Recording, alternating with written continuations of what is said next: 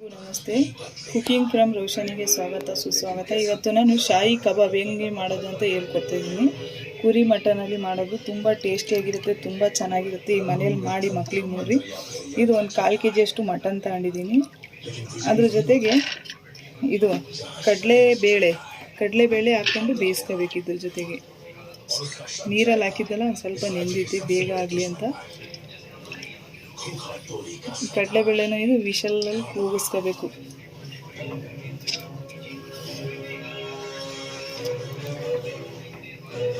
ಇದು ಶಾಯಿ ಕಬಾಬಿಗೆ ಬೇಕಾಗಿರೋ ಮಸಾಲೆಗಳು: ಜೀರಿಗೆ, ಚಕ್ಕೆ, ಪಲಾವ್ ಎಲೆ, ಏಲಕ್ಕಿ, ಮೆಣಸಿನ್ಕಾಯಿ, ಕಾಳುಮೆಣಸು, ಲವಂಗ ಇದೆಲ್ಲ ಹಾಕಿ ಮಿಕ್ಸಿ ಜಾರಿಗೆ ರುಬ್ಕೋಬೇಕು.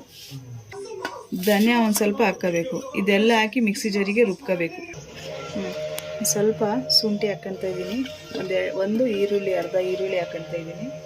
ಆಮೇಲೆ ಇದು ರುಬ್ಕೊಂಡಿದ್ದೀವಲ್ಲ ಮಸಾಲೆ ಹಾಕ್ಕೊತಾ ಇದ್ದೀನಿ. ಇದು ನೀರು ಹಾಕೋಬಾರ್ದು, ಹಂಗೆ ರುಬ್ಕೋಬೇಕು.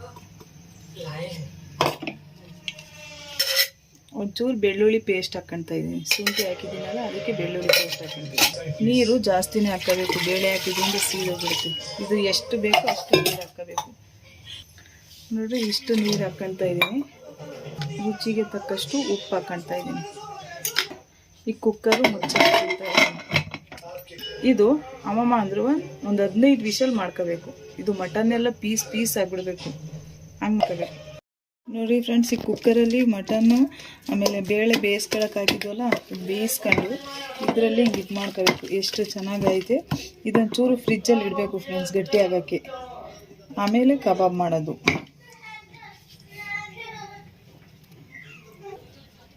ನೋಡಿ ಫ್ರೆಂಡ್ಸ್, ಈಗ ಇದೆಲ್ಲ ಒಂದು ಬೌಲಿಗೆ ಹಾಕ್ಕೊತಾ ಇದ್ದೀನಿ.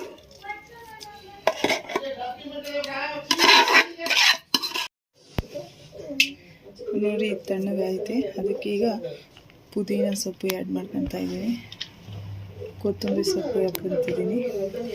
ಈರುಳ್ಳಿ, ಮೆಣಸಿನ್ಕಾಯಿ ಇಷ್ಟು ಹಾಕ್ಕೊಂಡು ಒಂದು ಮೊಟ್ಟೆ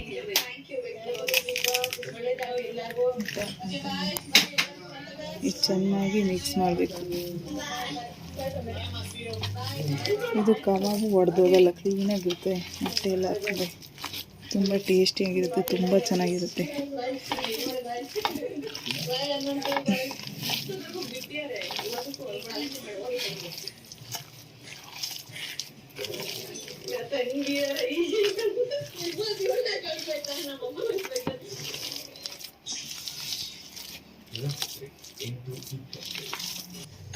ಈಗ ಗ್ಯಾಸ್ ಸ್ಟವ್ ಆನ್ ಮಾಡ್ಕೊತಾ ಇದ್ದೀನಿ. ತವಾ ಇಟ್ಟು ಗ್ಯಾಸ್ ಸ್ಟವ್ ಆನ್ ಮಾಡ್ಕೊತಿದ್ದೀನಿ. ಎಣ್ಣೆ ಹಾಕ್ತಾಯಿದ್ದೀನಿ.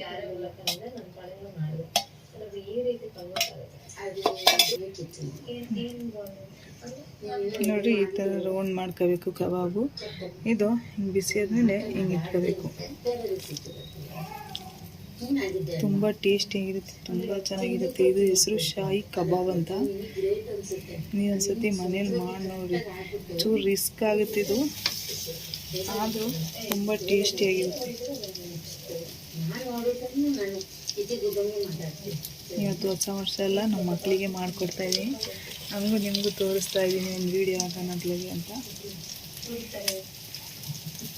ಏನಾದರೂ ಊಟಕ್ಕೆ ಕೇಳಿದರೆ ಈ ಟೈಪ್ ಮಾಡಿ ನೋಡಿ, ತುಂಬ ಚೆನ್ನಾಗಿರುತ್ತೆ.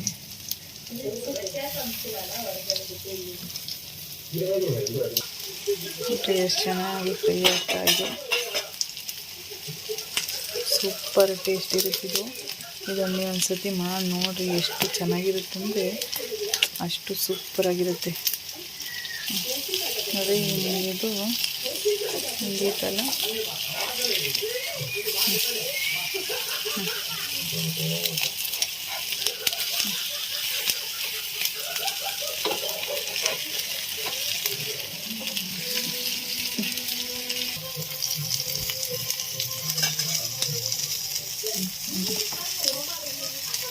ತಿರುಗಿಸಿದ್ಮೇಲೆ ಈ ಕಲರ್ ಬರುತ್ತೆ, ತುಂಬ ಚೆನ್ನಾಗಿರುತ್ತೆ. ಇದೊಂಥರ ಕಬಾಬು, ತುಂಬ ಫ್ರೈ ಮಾಡ್ತಾ ಇದ್ದೀನಿ.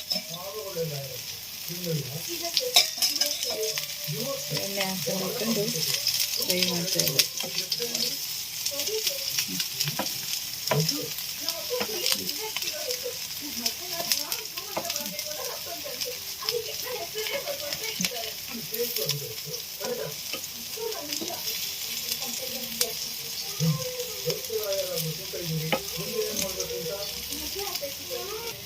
ನೋಡಿರಿ ಎಷ್ಟು ಚೆನ್ನಾಗಿ ಬಂದಿದೆ ಅಂದರೆ ಸೂಪರ್ ಆಗೈತೆ.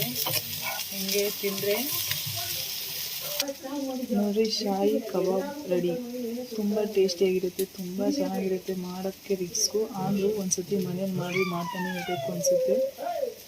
ತುಂಬ ಸೂಪರಾಗಿರುತ್ತೆ, ತುಂಬ ಟೇಸ್ಟಿಯಾಗಿರುತ್ತೆ. ಮನೇಲಿ ಮಾಡಿರಿ, ನೋಡಿರಿ, ಲೈಕ್ ಮಾಡಿರಿ, ಶೇರ್ ಮಾಡಿರಿ, ಕಮೆಂಟ್ ಮಾಡಿರಿ, ಸಬ್ಸ್ಕ್ರೈಬ್ ಮಾಡಿರಿ please. Hi, hello, bye bye.